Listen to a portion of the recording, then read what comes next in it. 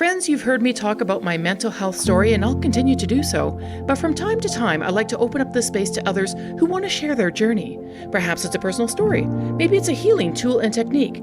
The point is, I want to keep talking and having an open dialogue so we can end the silence around mental health. Thank you for listening. So, welcome back, my friends. Thank you so much for coming in and listening to the Happy Pill podcast. Today, I've got a very special guest in Rachel Frend. Now, is it actually pronounced friend? Yes. Perfect. There we go. How apropos is that? So, all the way from Indiana, thank you for coming on to the show, Rachel. I really appreciate having you here. I'm glad to be here. Yay! Yay! And I mean, we haven't had a chance, like I said, we just saw each other for a couple of seconds on the video. So it's nice to meet you, nice to have you here. And, as you know about the topic of my podcast is definitely talking about mental health. What have you experienced? What are you feeling safe to share? And what kind of healing tools you have to offer. So I'm so grateful for anyone who actually wants to come on board and actually share their story with us. Oh, yeah. I mean, it's absolutely a very, very important thing to help break that stigma that seems to coat everything related to mental illness. So Absolutely. Absolutely. So I know that something that you wanted to talk about was S.A.D, SAD, seasonal affective disorder, and CPTSD. But let's get everyone get to know you. So, like, what do you do? Like, what's happening? What's in your world? What brought you to reach out and get a hold of me? Well, I live in the Midwest, Indiana, born and raised. I don't know anything else. I just turned 40. Yay! Happy So birthday! thank you. A few weeks ago, so that's been an interesting thing to try to wrap my brain around. And during my day job, for lack of a better term, I work for a major university doing administrative work and some outreach for the university. And in my free time, I am probably podcasting myself. That seems to be the Yes. one thing that takes up a good chunk of my time. And honestly, falling into being a podcaster, not just a listener, probably has been one of the best things for my mental health. Yeah, I can relate to that actually a bit. I find it to be very therapeutic, and we certainly want to get to your podcast as well. We want to talk about it, what you talk about, what you create, and where people can find you. Okay, so we definitely want to make sure that we get that at the end of the show. So this is amazing. So which university was it again you were at? It's IU. So, IU. Yep. Oh, so Indiana University. There we go. Indiana University. Yeah. Hi there, Ursula. Let's pick this up, please. Yeah. Okay. Awesome. If you're in Indiana or you're a fan of college sports, then people will know exactly who you're talking about. But it's I know. I apologize. I'm Big Ten Canadian. University, so yeah, it's okay. Yeah, see, and college sports is so huge down there. Mm-hmm. Like it's absolutely huge. It's really impressive. I actually find it very impressive. We're Unfortunately, in the I don't middle watch of March Madness right Yeah. now. Oh, so yes. Right. Sorry. basketball is on everybody's mind. That's right. Are you a huge basketball fan? Not really. I'm not really a huge fan of sports in general, but I guess if I had to pick one, I do like basketball just because it tends to be very fast paced. So you don't really get bored waiting for something to happen because there's just people constantly moving. God, I remember playing basketball a lot. I mean, we have the Toronto Raptors. That's what we have up here. So, which is great when they won their one and only championship a few years ago. But yeah, other than that, we're hockey people. I love my hockey. So, but we digress. Like we're just digressing here and talking about sports, which, as you said, you're not a big fan of. But bless you for getting into and supporting like college sports and everything. I think it's amazing. It really is. Hey, it's when the sports do well, the colleges seem to do well, and that's where my paycheck comes from. So Yay! And everybody that wins. everybody wins, especially you. Yes, so that is Yes. awesome. Yeah. So let's get into what you want to talk about. You're the first person that I've had on here that is openly and willingly talking about seasonal affective disorder. Not something that people, I haven't heard so much about it. I know it. I mean, I suffer with it myself because we have incredibly long winters up here in Canada, especially this year. It's been crazy. But can you explain that for you? Like, when did you start to notice it? How does it feel for you? Oh, I don't remember when I first started to notice it. Um, I've been at least more consciously aware of it in the last, I don't know, 5 years ish, probably is what I've been really aware of it. Um, Probably about the same time, actually, I was properly diagnosed with actual depression. um, Okay. but yeah, you would think, being born and raised in the Midwest, where we most of the time have 4 seasons, although they're not necessarily equal in duration. Yeah. Spring may last a day and a half, and then we'll go straight to summer. Yep. Um, but you would think after 40 um, Indiana winters that when the Earth turns around to that time of year, that I'd be able to handle it. But honestly, as I've gotten older, it's gotten worse. Mm. Um, I mean, S.A.D. It's exactly what it sounds like. Um, for me, the I, to me, it's almost a literal feeling when we switch, when the seasons change, and the daylight savings. We change the clock so that the days are shorter. Hmm. The temperatures start dropping. The sun, even when it's technically daytime, the sun is not really out because everything's just gray and cloudy. Yeah.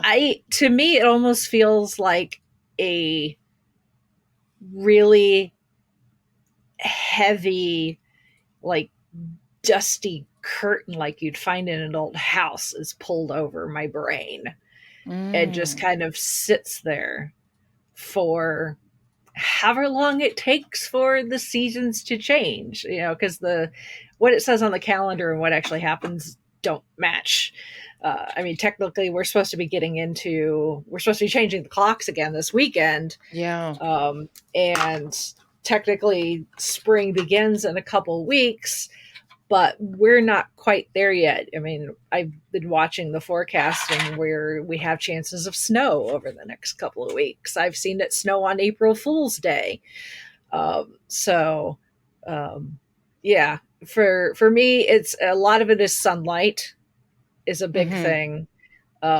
When we have multiple days in a row where there's not a whole lot of sunlight, I just want to crawl up into a ball and just kind of sleep until it comes back. But then the cold temperatures do not help either. Yeah. Um, I am very, very sensitive to the temperature changes, Right. both in my sinuses, which can cause headaches that sometimes are bad enough to be migraines, which is Okay. debilitating in itself. Yeah. But then I have a lot of joint issues from uh, activities that I did when I was younger and was healthy enough to be able to do those things, and didn't realize how they might affect me 20 years down the line. Right. So I spend a lot of winter just kind of in pain because my various joints will hurt. Some days it's my knees, some days it's my hips, some days it's my elbow, some days it's my shoulder. So when Right. chronic pain is also it mentally drains you. Yeah, absolutely. Absolutely. Like a lot of what you're talking about is a lot of what my partner experiences actually. She's all of a sudden it's like it's allergy season. I'm like, well, wait, it's still minus 27 outside. We still have another dump of snow coming and everything. And she's so impacted right away She's become this human barometer. And I find Hmm. that not only with her, but with my friend and my mom, because they all have fibromyalgia, they'll all like react the same way. I have a family member that has fibromyalgia, and just based on what I've seen with their social media point posts, it seems like it's an absolutely awful, debilitating condition, and I can't even Yeah. fathom what that was like. But yeah, we reach the fall and winter, it starts getting cold, and 99% of my friends and family are like, "Yay, it's not so hot," and I'm over here like Right. everything hurts, and Oh they're like, no. "Well, you'll just be complaining once it gets hot." I'm like, "Yeah, but stuff won't hurt." Yeah, it's kind of like a bit of a damned if you do, damned if you don't type thing. Yeah, Yeah. Wow. Oh, I'm sorry to hear that, honestly. Like it just sounds really debilitating, not just physically, but mentally as well. yeah. Like I live in Calgary, so we're very fortunate that you were probably one of the sunnier places during the winter, which is Mhm. quite amazing. And my partner came from Kelowna, where during the winter it was always gray. Everything's gray. It's just because the way they're in the mountains there and the clouds, they just hover and then they don't move for weeks on end. Ugh, that And sounds awful. That's like my worst yeah, nightmare. yeah, and then she comes here and then she's like, "Oh my god, it's so cold. I hate that even more." And I'm like, it's yeah, it's half and half, right? So Mhm. so how do you work through that? Um, yeah, it depends on what exactly I'm feeling that day. I tend to take a lot more naps in the winter, Mhm. um, just because the mental drain. There are days where I reach a point where it's just like I can't function. I just need to lay down, and I'm going to sleep as long as my body needs to. And when I get up, I get up. Right. um, I also have this is whoever invented this is a genius. Um, it's not an electric blanket, it's an electric mattress cover Oh, interesting. that generates heat. So it goes on top of your mattress under your fitted sheet. And Okay, yeah. oh, it's a godsend. That's amazing. That's Although amazing. it makes it hard to get out of bed some days, but it also makes climbing into bed at night way more appealing, because then you're not climbing in between like cold sheets, because you could turn it on before you get in, and then you got a nice little toasty cocoon that you're climbing into. Right. Yeah, so temperature is obviously a big thing. Have you Mm-hmm. tried any of like the S.A.D lights?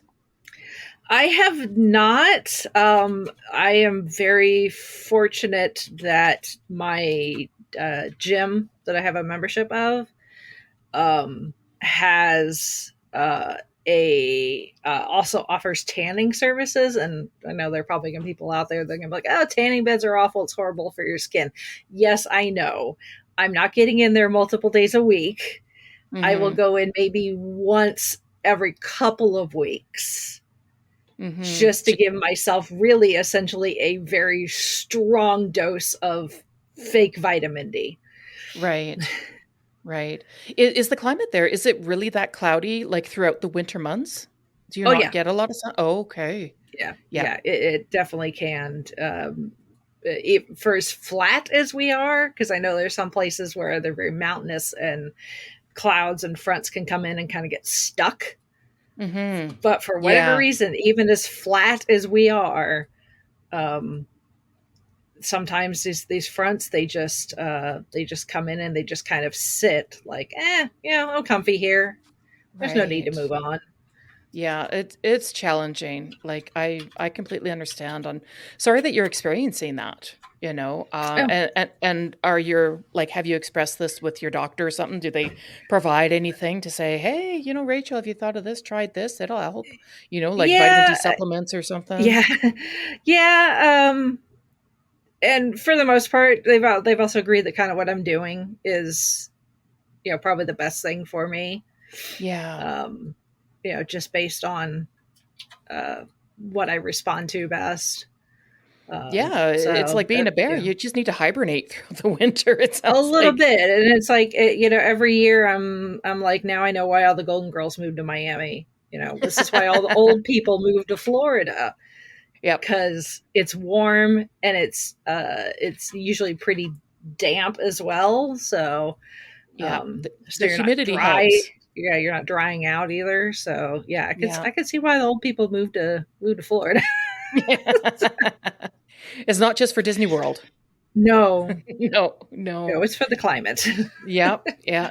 Climate makes a big difference. Have you ever thought of moving? I would love to. My husband has put the kibosh on moving as far south as Florida, um, just because he would not do well. So he is Mm, built for the colder weather. So right. we've compromised, and we've looked at maybe moving like part way to like Tennessee or something like that, which would Mhm. still be an improvement. Yeah, split the difference, right? Yeah. Yeah, that's well, I hope that that does come for you in the future and that you do find some relief, Hmm. in what you're doing and nap those days away. Heck, if it's cold out, like forget about it, right? So Yeah. that's I was like, self-care. It's no shame. yeah, I no, love totally not. naps. Yeah, it's self-care and you got to do what you got to do. I mean, I know my partner does a lot of napping as well on the weekends because it's exhausting. The cold and with her fibro, it just really makes things challenging for her. So you do Mm. what you got to do, right? You do what you Hmm. got to do. So let's talk about your CPTSD. What is that for you? How did that come about? And again, just only share what you feel safe in sharing. I was struggling mentally, um, off and on for several years. I went through a pretty strong bout of depression when I graduated college the first time, because I graduated college in 2008. Mhm. Um, and those in the US that know what was happening then is the housing market collapsed, and therefore the job market also collapsed. Right. And I had worked my butt off, um, trying to get a degree. And I did, and was very proud of myself because I was the first one in my family to graduate college, in Yay! several generations. That's And awesome. yeah, and the job market was absolutely horrific. I was, you know, calling on people that I knew to try to make connections. I was applying for anything and everything because I'd been working retail since I was 16 Mhm. and had worked retail the entire time I was in college. And I'm like, okay, I got this piece of paper now that says I'm college educated. Time to get out of retail and get a big girl job. And I have lost track of how many jobs I had applied to. I mean, I probably have to be close to triple digits over, you know, years. Yeah. Um, and the constant sending out the resume and emailing and calling and filling out applications, and a good chunk of the time not even hearing a no thank you in response, Mm. absolutely destroyed my self-esteem. Oh, I'm um so sorry. yeah, and I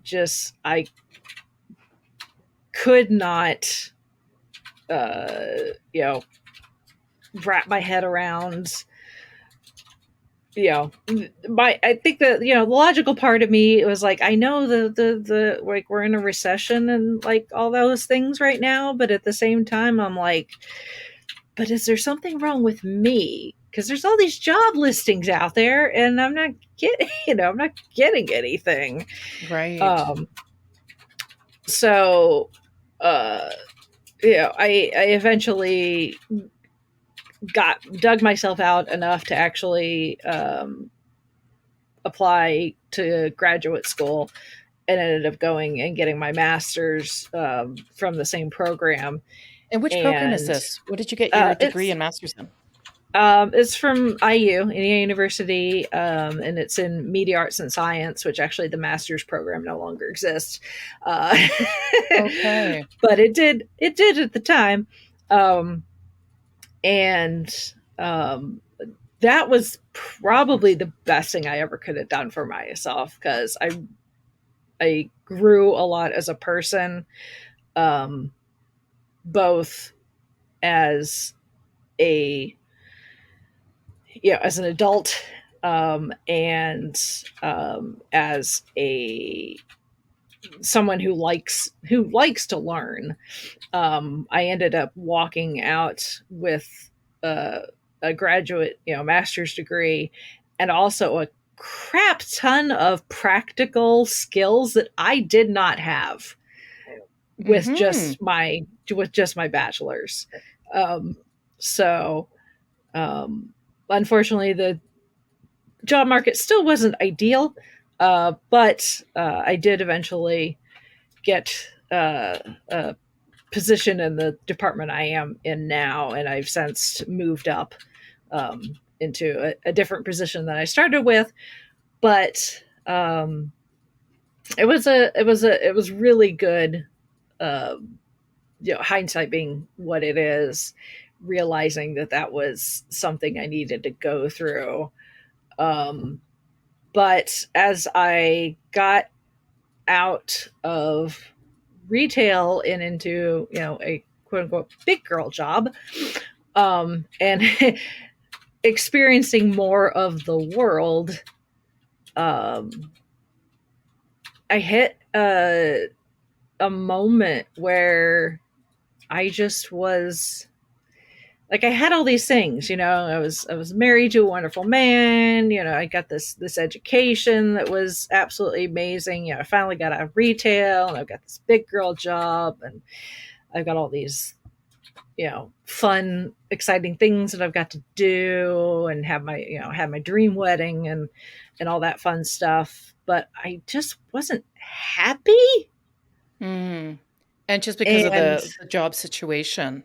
yeah, and my husband and I, one day, we did this every now and then when the weather was halfway decent. We just get in the car and just go for a drive, Nice. with the windows down, some music turned on, and we were out Cruising. for a drive. That's what I Yeah, call it, cruising. yeah, we were out for a drive one day, and um, we were kind of out and just in the cornfields because, again, this is Indiana, and I just kind of looked at him and said, "I think I need to do something about this. I think I needed to talk to someone or see about medication or therapy or something." And he said, "Go for it. That's what you think you need to do." So I made an appointment with my GP and told them what was going on. And they're like, "Well, we can get you on medication. We can start you on therapy. You can do one or the other, both. It's up to you." Um, and I decided to go the medication route. And the initial dosage wasn't quite strong enough.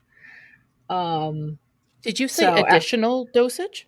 no, the initial, Oh, the initial. initial, Sorry. yeah, the Okay. initial, yeah, the initial dosage wasn't quite right. It wasn't quite strong enough. So Mhm. they, after going through the initial, your body has to adjust when you're taking these types of medications, and once you level out, see where you're at. And they were like, "Yeah, we can bump it up a little more." And um, I actually have uh, told him this story because in the process of going through this, I was researching. I It's one of my things. I just love researching in general. It doesn't matter what the Right. topic is. I get hooked Okay. on something and I suddenly need to like dive in and read as much as possible. That's And awesome. yeah, and in the process of going through this and getting the right medication and dosage and all that, I don't know if it was Twitter or something, but I came across a link of the transcript of a speech that Will Wheaton had given at like oh, what's the organization here in is it NAMI? It's like the North American Mental something. It's a organization for Okay. mental health. Okay. Um, And Will and they Wheaton, have, obviously coming from his like Star Trek yes, days, right? In case yeah, people didn't know. yeah. Um, and I stumbled across this transcript, and it was his talking about his own story about how he finally decided it was time to get help, and he too went the medication route. And he mentions that one day he's out with a walk in the neighborhood with his wife, and he stopped suddenly, and his wife is like, you know, what'd you stop for? What's wrong? And he just looked at her and he's like, the world is like clearer now. I'm seeing colors. I'm hearing the birds chirping. I'm feeling the breeze Mm. on my face. And I absolutely understood how he felt. Um, Oh, so and I actually, the the awareness was coming in. awareness, yeah, that curtain, that heavy curtain that just kind of covers your brain and everything. Like, you're still alive, you're still aware of the world. You know, you can do things like, yeah, I was very fortunate that, you know, I was still able to work. Um, and that was kind of about it. At some of my worst moments, you know, I would go days living in my pajamas, Oh um, yeah. because I couldn't be bothered to, you know, shower or change Yep. clothes. Oh, I You know know, that feeling. I'd go all day without eating, and then suddenly realize I'm famished, and like, oh yeah, Yeah. food, that's a thing. Yeah. Um, so it's like Definitely you're still, depression symptoms, right? Definitely yeah, depression it's symptoms. like, yeah, which is what confuses a lot of people that have never experienced depression. They think it's just, you know, you sit down and you just cry all the time, and it's like, no, you Yeah. can still be on the outside a functional human being. Yeah, and a Yeah, very functional one. yeah, Yeah, you could yeah. be So, working, you could be smiling, you could be, funny and joyful, but hmm, what's being expressed on the outside is not necessarily a reflection of what's going on the inside. yeah. I almost equate it to the transition in The Wizard of Oz when Mm, Dorothy lands in Oz and steps yeah. out of the cabin, and it goes from the sepia, you know, the Oh, yeah, grays, to color. to full Technicolor. That is what it's like. At least that's what it was like for me. It's just one day you're Right. like, wow, the sky's really blue. Oh, do you hear Yeah. those birds chirping? Oh, look, flowers. Yeah. Yeah, it's just That stuff the has always been there, but you just weren't cognizant of it because you just yeah, kind of had this film. yeah, the awareness of the present moment. Like, I remember when I started on medication for the first time, I was quite resistant to it at first. But then I had for like the first 2 weeks, like when it really kind of sunk in and was in my body, and I was like, oh my God, I was just so alert. I felt awake, Mm-hmm. just like you, seeing things differently, hearing things differently. And then for me, it only lasted the 2 weeks, and then it petered off. And Mm-hmm. I've been on my meds for years now, but that's what it was like for me, and it still kind of is. For me, it's such a work in progress. Do you still have the like that awakening, that presence of the present moment, just going, wow, look at the colors, look at this, look at that. I could feel Yeah, this. yeah, I do. I will. Yeah, especially if I go and experience something new or go Hmm. someplace I've never been before. It seems Yeah. like I'm going into it with my eyes more wide open than Yeah. other times. You know, food, sometimes I'll eat something and it's like, you know, I'm really aware of the seasonings and the textures and the flavors, and I'll be like, this is really good. Yeah. Like, That's who awesome. knew? That's so good. That is so good. Wow. So it's made a real positive difference for you in your Yeah, life. Yeah. absolutely. And I was very fortunate that actually, I was probably only, oh, probably 3 or 4 months into it, but I actually got to meet Will Wheaton for a Oh, moment and cool. actually got to tell him, you know, it was like, I read your thing and it resonated with me, and I'm going through the same thing. And he was just like, I'm so glad. He's like, that's why I put that out there, Yeah. because I want people to realize, one, they're not alone, and two, there's hope. You know? Right. Yeah, and that, it's whatever path that you feel is best for you. For you, it was medication. For Will Wheaton, it's medication. And sometimes, like you had mentioned earlier with your doctor, it's a combination. Maybe it's Hmm. meds and therapy, or either or. The journey is so individual. Hmm. So amazing, so good for you. And this is still carrying on now. Like you're still, other than like I think your SAD, like has the medication affected SAD in a positive way? I think it's made it so that I'm more aware of it and Right. can make the conscious decision to try and do something instead of just kind of wallowing in it. Um, Mm-hmm. doing things like convincing myself to get off the butt to go to the gym, not necessarily maybe to use the tanning bed, but just go to the gym and Right. maybe do a mile on the treadmill. Yeah. Sometimes just getting up and moving is enough to knock off the cobwebs, Yeah. Or as it like were. getting outdoors, Hmm. going for a little walk. I mean, unfortunately, it may be gray outside, but getting that movement, like you said, movement is medicine. Hmm. It's at least it's what I think it is, and food is medicine. I Hmm. mean, I'm still totally addicted to like unhealthy foods. I'm working on that with my team, but Oh, me too. we okay, everyone's doing that. Yeah, everyone's doing that. I have a So, junk food drawer on my desk. oh, girl, I have a pantry, okay, of like my junk food drawer. So I hear you. I think I don't know. It's just my opinion that that's kind of part and partial with depression is also unhealthy eating. For me, Hmm. I feel safe and satisfied with it, which is part of the addiction process that I'm working through. So is it for you just like a treat, or is it just like, hey, I'm just going to keep that there? That's just yummy because I damn well deserve it. Probably a little both. Awesome. Awesome. Yeah. What kind of goodies you got in your drawer? Let's see. The moment I got some Girl Scout cookies, Okay. which is always an exciting thing because those aren't available all year round.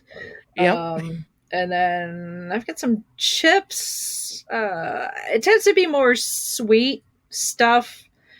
Um, and because my husband doesn't really have a sweet tooth. Oh, bless Um, him. yeah. I don't have a sweet tooth. I have a sweet teeth. He's I have sweet teeth. yeah, Yeah. he's the salty Yeah. person.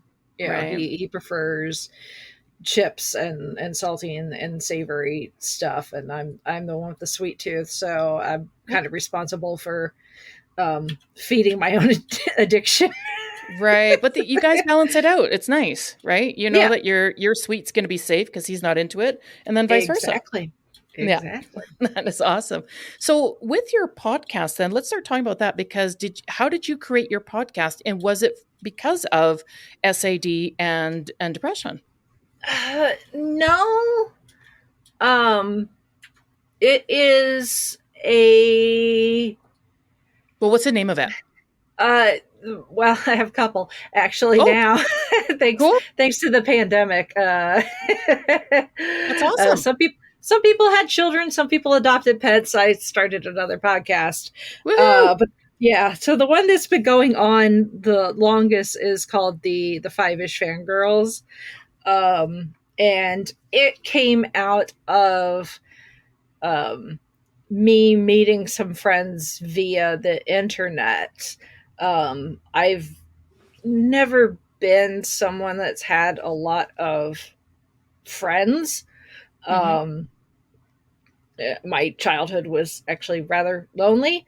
Uh, and the with the invention of the internet and social, especially social media, things like Facebook and all that, opened me up to a whole realm of possibilities for meeting some people. Yeah. And I, from listening to other podcasts and being fans of those and interacting with them on their social medias, I'd see some of the same names over and over again, and we eventually connected and we started hanging out online chatting about this, that, and the other thing. And eventually, this core group of us were doing it often enough that we were like, why don't we just record this and put it out as a podcast? That's an awesome idea. And so that's what we did. And we've been going for almost 9 years. It'll be 9 years in June. Wow, amazing. So, Yeah. and it's the five, you said five-ish. What is Yes. five-ish? It is it's twofold. First of all, it is a homage to the five-ish. They called it the Five-ish Doctors reboot, which was a spoof kind of pseudo kind of Spinal Tap-ish documentary type thing that several of the classic era actors from Doctor Who did for Doctor Who's 50th anniversary back in 2013. Okay. Uh, Okay. which, if you're a Doctor Who fan, you'll totally get it. It's one of No, those I where don't. it works on a number of levels. So for the Doctor Who fans, they totally get it, and That's so do a awesome. lot of the Doctor Who actors. When they hear the name, they're like, "Okay, I totally get that." But it's also because when we started, there were five of us, but we knew with life and whatever, jobs, illness, whatever, that we wouldn't necessarily have all five of us together every single episode. So Mm-hmm. sometimes it would be five ish. Right. That's awesome. So, That's so creative. I love it. I yeah. love it. So then what's the name of your other podcast? So the other one is called Gold Standard. And we started that in the middle of the pandemic. And that is a couple of friends and I are watching and reviewing every single Academy Award winner for Best Picture in chronological order. Wow. Wow, that is so cool. And then so Yeah. what you talk about, you just give your opinion or like Yeah, what is we that? yeah we watch the movies on our own time, and then we get together and we talk about the characters and the plot, and we also talk about whether we think it actually deserved to win Best Picture. And most of them, I will say, most of the time, I don't think they should have, but that's me. Uh, Ah. Mhm. and we also just, we also play Armchair Academy, and it's like, well, if this one didn't win, which one do you think should have won? Right. Which makes for some interesting discussions as well. That's so So, cool. I love those ideas. I love them. Gosh, I used to actually collect some of the Oscar posters, like the official Oscar mm-hmm, posters. mm-hmm, And I wonder if yes, I think I still have them. I collected about five or six of them. And but then I stopped. I was like, well, one, it's getting expensive. And two, where am I going yeah, to put them up? Because I've never framed them. They're still wrapped in their like original wrapping and in the tube. So because they're huge. And I was like, well, I mm-hmm, wonder if these will be collector's items one day. That'd be probably. fun. Yeah, that would be fun. But Mm-hmm, that I love that. I don't because I mean I'm total film buff. I studied film and video and all that kind of. I don't know. It's just neat, right? It's just mm-hmm. neat. I'm actually trying to get a family member of mine. It's like, why don't we just do like a podcast for ourselves and we're just going to talk about like Harry Potter and Lord of the Rings and just all this kind of stuff and just chat, just shoot it all out there and just have fun with it because I love having just like sitting down and having like movie conversations, and it's like what worked, what didn't work. And we did that a lot in college, with my classmates because we were in a film video program. Just so much fun. I think that is awesome. So the five-ish fangirls and gold Mm-hmm. standard. So those links I'll put into the show notes. So friends, you can go and check them out and participate and listen in and tune in. And I think that is awesome. That is awesome. Awesome. So as we're winding down here, Rachel, is there anything you'd like to offer up last for the friends of this show? Everybody's journey is unique to them. They're like fingerprints. No two are exactly the same. But one thing for me, and this is something that I'm sure I will be actively working on for the rest of my life, but again, being more consciously aware of it, um, and kind of my quote unquote mantra for the year because I don't really like New Year's resolutions. I kind of like prefer to pick like a phrase or a word or something and that be the focus. Mm-hmm. And for me, my kind of my mantra this year is authenticity. And That's such a good word. that for me has been the biggest kind of door opening thing for me is realizing that I need to be my authentic self, Mm-hmm. and I cannot be so concerned about what other people think Yeah. Yeah. because that's just way more emotional and mental work than Yeah. anybody should be doing. Yeah. Um, and yeah, it's kind of cliche, but with age does comes wisdom. And now that I'm 40, I realize that at the end of the day, I really don't care what other people think because Yeah. I'm going to live my truth.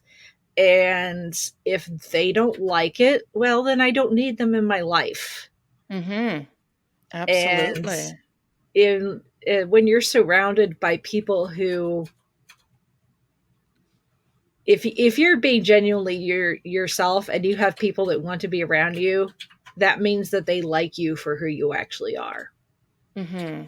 And that Yeah. is the best kind of foundation that you can have for Yeah. living a healthy and happy life. And in some cases that has meant losing not only friends but family. Yep. Which, there are gonna be people who are like, how can you turn away family? They're your family. Like, you know what? Just because we're related, just because we have share some DNA, doesn't mean diddly if we Yep. can't stand being near each other. Yeah, I mean, if it's not providing hope and inspiration and encouragement, support, love, unconditionally, then Mhm. that's no different than I think, with other people out in society. And it's like, no, if they're Mhm. not providing what I need and I'm not providing them, there's no connection here. It doesn't need to Yeah. happen. But it is tricky, right? It's complicated. It's not just a one and done cut, like I've got a toxic family. I mean, it's a process, right? It's Mhm. it's a process and you're doing the best you can, but I love what you're saying. The final word is being authentic. Be your most authentic self. Mhm. Awesome. Well, thank you so much, Rachel, for coming on to the show. I'm assuming your husband was typing up all this information in behind. Yeah. He typed everything out. Yeah. Yeah, we Okay. share a workspace, so That's okay. It is been what it is. it's been interesting with the way the work has changed because of the pandemic and everything. But yeah, we make it Yeah. work. We make it work. Good. So Good. Well, that's thank you that's so the much. it's Yeah. been And oh, go ahead. oh no, I was gonna say it's always a learning process, but it's that's how we grow and that's how we become better people. Is, like I said, I love learning. I love researching, and um whether it's diving into a TV show that I've just discovered, or the history of, I don't know, The history of cinema. antidepressant meds or something, to researching a film or something. Yeah. um it's all about um being open to information. Yeah. Absolutely, right? It's all a journey, it's a process to learning and getting to our true selves. So I thank you and I thank your husband and Mhm. I'm definitely going to check out your podcast. I'm very interested in listening to them because it seems totally up my alley. I'm not a Doctor Who Okay. fan, so perhaps that one, I Well, won't know that one the very well, name, but yeah, the name does cover Doctor Who, and we do discuss Doctor Who occasionally. The kind of the nice thing about the Five-ish Fangirls, and kind of also feeds into it. Also, is one of the things that's helped me lead to this kind of life of having, this mantra of authenticity, is that we just talk about geeky and nerdy things that make us excited about, life and, watching things or hearing things or listening to things, because, we're all under the same opinion that, geeks are not, they're more than just, the kid with the pocket protector and the big glasses that get shoved into a locker. Right. um like they've been portrayed, that you can be a Star Wars fan, a Doctor Who fan, a whatever fan, and especially if you're female, and it's Yeah, because cool. It yeah, is totally cool and fine. I want, my thought is, I want our listeners to listen to our show and be like, oh, look, some of them are married, some of them have kids. I'm not one of them, but, one of my co-hosts does have kids. We all have jobs and lives outside of the podcast. So it's like we're quote unquote normal adults, but we also live these geeky things. So it's like, it's totally cool to, geeky is you know, cool. you could have your day job of something that's, quote unquote normal, and then go home and be like, okay, I'm going to spend the next 2 hours on the internet getting excited about the most recent episode of The Mandalorian. And that's perfectly fine. Yeah. Exactly. Yes, yes, yes. I absolutely hear you. That is awesome. So, friends, I'm going to be putting her podcast in the show notes down below. So, wherever you listen to your podcast, you can find out, check them out. Rachel, thank you again for sharing your story. It's going to help so many others who are experiencing the same thing. So, thank you for coming on to the show. And, friends, we will talk to you next time. Thank you for listening to this episode. If you require more support and information on depression, please contact your local healthcare provider, distress center, or in Canada, go to canada.ca and search mental health support, get help.